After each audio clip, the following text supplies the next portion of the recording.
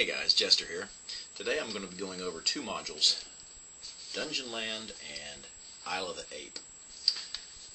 Both of these modules were designed after well-known stories, Dungeonland being Lewis Carroll's Alice in Wonderland, and Isle of the Ape being King Kong.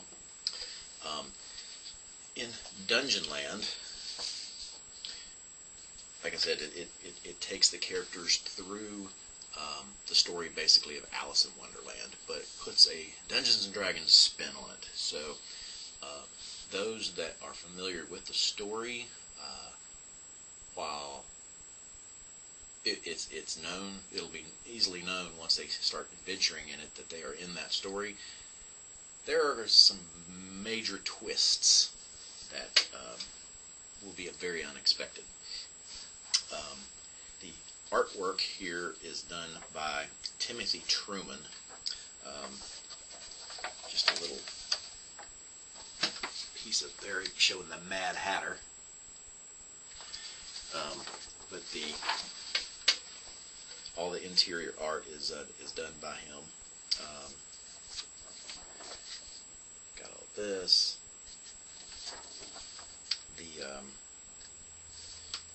The adventures are basically the module is designed for you to take the adventurers through, basically not letting them know that you're actually going to be putting them in this scenario. They don't encounter the adventure like Alice did. So they won't discover they're actually in this adventure until they're in the adventure.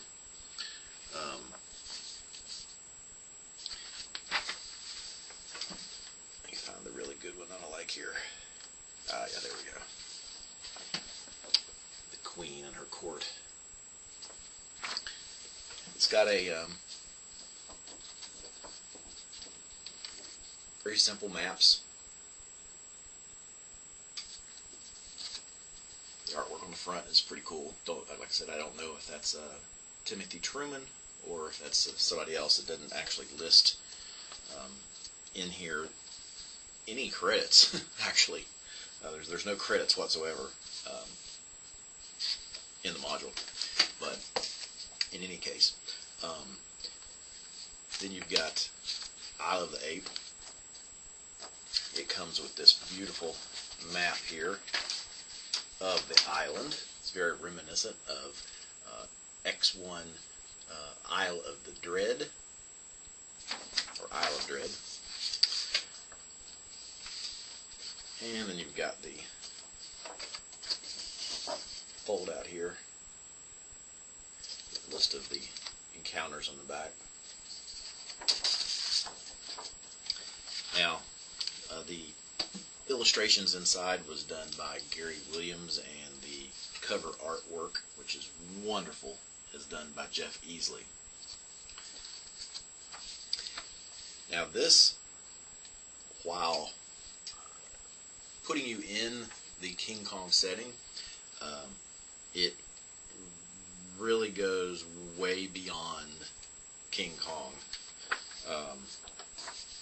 or the story of King Kong.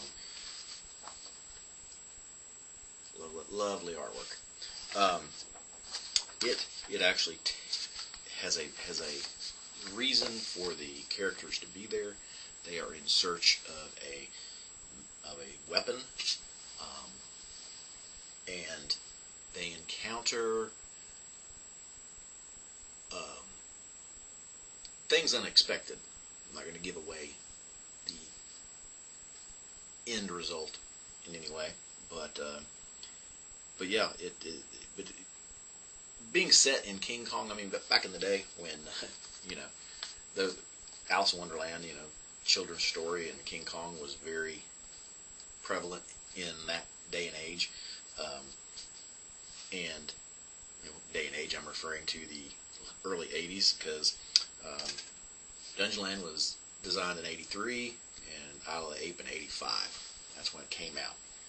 Of course, they were playing these back in the 70s, before they actually started, making everything. But in any case, and it's funny, in Dungeonland, there's an afterword, and Gary actually alludes to Isle of the Ape without letting anybody really know what's going on. His comment here is, nonetheless, Dungeonland has not been idle since that time many years ago. It has welcomed many new players in the campaign, hosted groups at conventions, and even had the celebrated Dr. Joyce brothers adventuring across its strange landscape.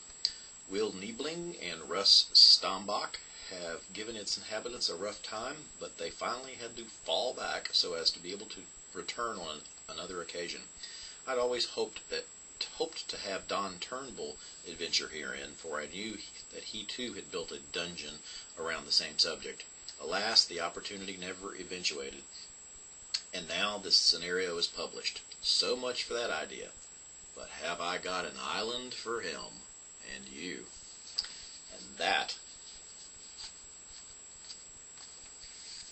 is the allusion. That is what he alluded to, or this is what he alluded to in that comment, because this is the island. Came out 2 years after this one. So as far as my miniatures, I've got the King Kong here, or in this version, Unga, and then we've got the pot smoking. What the heck was he? In any case, this is the representation of him. The bong guy. I forget what he actually was. Oh, he was like a centipede or caterpillar. Caterpillar. That's what he was in Alice. Yeah, the bong smoking caterpillar. So this is the D&D version of Alice's caterpillar, at least in the module. So, in any case, guys, I know this was a short episode this week.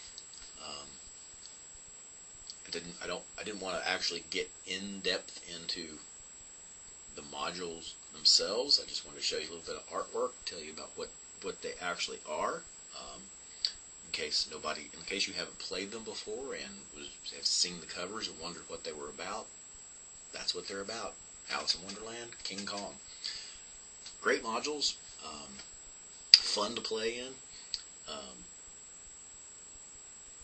and that's about all I got to say.